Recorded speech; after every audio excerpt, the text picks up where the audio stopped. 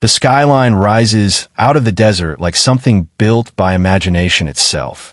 Glass towers catching the early light. Highways slicing through the sand in perfect geometry.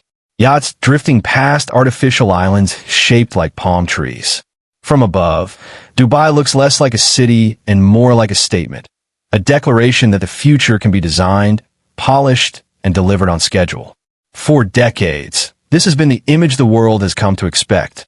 A place where ambition moves faster than doubt. A place that seemed almost immune to the turbulence shaking the rest of the planet. While other regions wrestled with recessions, conflicts, and political fractures, Dubai kept building, kept opening, kept welcoming. It became shorthand for a certain kind of stability, engineered, branded, and marketed to the world as a safe harbor in a noisy century. But the world Dubai rose within is no longer the world it now lives in. And quietly, beneath the gleam of the skyline, a more difficult question is starting to surface. Can a city built on the promise of stability stay stable in an age where stability itself is becoming rare? This isn't a story about decline. Dubai is not collapsing, not emptying, not fading. The cranes are still moving. The flights are still landing. The headlines are still glowing. But the conditions that made Dubai's rise feel almost effortless. Cheap energy flows, predictable globalization, calm regional waters, and a steady appetite for luxury. Those conditions are shifting.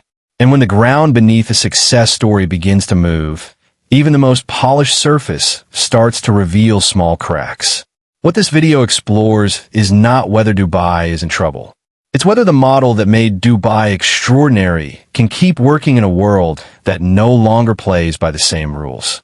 To understand the question, you have to understand the geography. Dubai sits at one of the most strategically sensitive crossroads on Earth. To its north, the Strait of Hormuz, a narrow corridor through which a significant share of the world's oil still passes. To its west, a region that has rarely known a decade without tension. To its east, rising powers redrawing trade routes and rewriting alliances. For most of Dubai's modern history, this location has been an advantage, a meeting point, a neutral ground, a place where business could happen even when politics couldn't. But neutrality in an unstable world is a harder position to hold than it used to be. The Middle East today is layered with overlapping pressures, proxy conflicts, shipping disruptions, shifting alliances, and a constant background hum of uncertainty. Dubai has navigated all of this with remarkable composure. Yet the more volatile the neighborhood becomes, the more the city's calm starts to feel like something that has to be actively maintained, rather than simply assumed. And that's where the first real shift begins. The second pressure is economic, and it's more subtle than most people realize.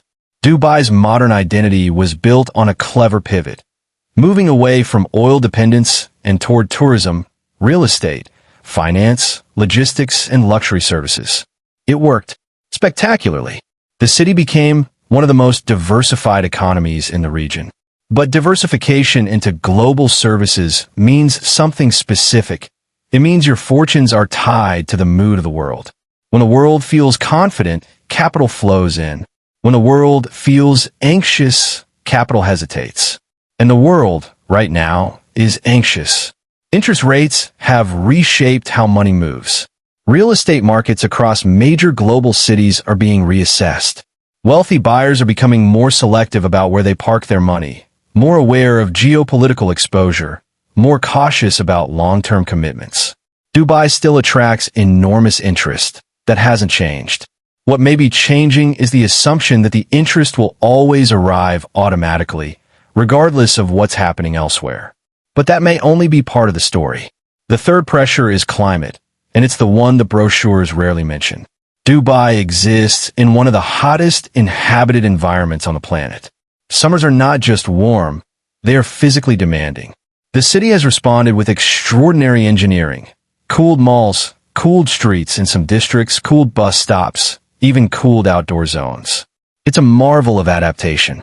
But adaptation has a cost, and that cost is energy, water, and infrastructure under constant strain. As global temperatures continue to climb, The question is not whether Dubai can keep functioning. It clearly can. The question is what the experience of living there, visiting there, and working there will feel like in the decades ahead. The window of comfortable months may narrow. The reliance on cooling systems may deepen. The unexpected weather events seen in recent years, including unusually heavy rainfall, hint at a climate that is becoming less predictable, even in places designed around predictability. None of this is a verdict. It's a variable. But variables, when they multiply, change the math of long-term planning. And then there's the question of competition. For a long time, Dubai had the luxury of being almost unique in its category. A modern, English-friendly, tax-light, business-ready hub in a region that didn't offer many alternatives. Today, that monopoly is softening. Riyadh is investing aggressively in becoming a regional headquarters city. Doha has positioned itself with sporting events, cultural institutions, and aviation reach. Abu Dhabi, just down the road, has been quietly building its own gravitational pull around finance, art, and technology. Further afield, cities like Singapore, Lisbon, and even emerging hubs in Eastern Europe are competing for the same mobile professionals, the same digital nomads, the same wealthy migrants. Dubai is still winning many of these contests. But winning is no longer automatic. What once felt like an obvious choice may now feel like a comparison. And comparison, in business as in travel, changes everything. When a place has to be chosen rather than assumed, it has to keep proving its value, and the cost of proving that value tends to rise over time. This brings us to the fifth layer, the cost of the dream itself. Dubai has always been expensive, but the expense came with a clear promise: world-class service, frictionless logistics, and a lifestyle that felt like a constant upgrade.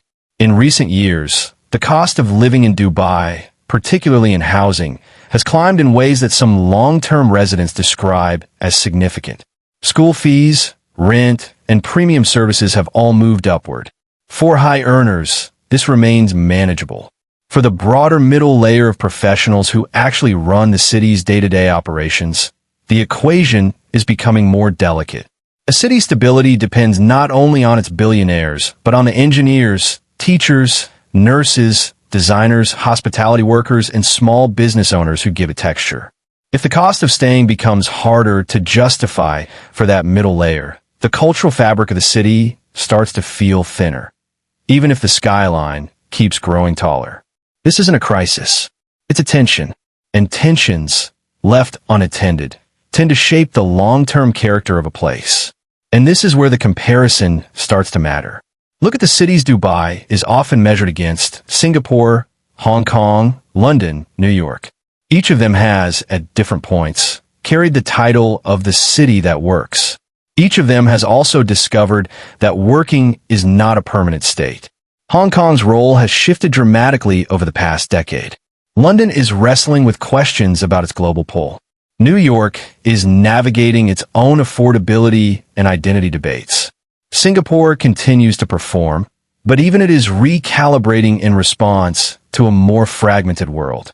The lesson across all of them is the same. Global hub status is not a trophy you win once. It's a position you defend year after year against forces that don't pause. Dubai has defended its position brilliantly so far. The deeper question is whether the next decade will demand a different kind of defense. One less about building taller and faster, and more about building deeper resilience into the systems that quietly hold the city together. Because in today's world, stability is no longer just about safety. It's about energy security, water security, food supply chains, digital infrastructure, regulatory trust, and the quiet confidence that the rules won't change overnight. Dubai has invested in many of these areas, but the bar is rising for everyone, everywhere. The places that thrive in the next era won't necessarily be the ones with the most spectacular skylines. They'll be the ones with the most durable foundations beneath them. So, where does that leave the question we started with? Dubai is not a city in retreat. It remains one of the most ambitious urban projects in modern history, and dismissing it would be both inaccurate and unfair. What appears to be happening is more nuanced. The world that Dubai mastered, A world of cheap money, smooth globalization, predictable energy flows, and relatively contained regional tensions is becoming a world of friction. And in a world of friction, even the smoothest cities have to work harder to stay smooth. Perhaps the real shift isn't Dubai itself.